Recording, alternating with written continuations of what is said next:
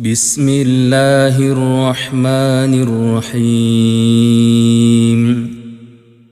سبح اسم ربك الأعلى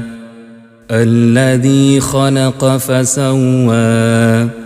والذي قدر فهدى والذي أخرج المرعى فجعله غثاء أحوى سنقرئك فلا تنسى إلا ما شاء الله إنه يعلم الجهر وما يخفى ونيسرك لليسرى فذكر إن نفعت الذكرى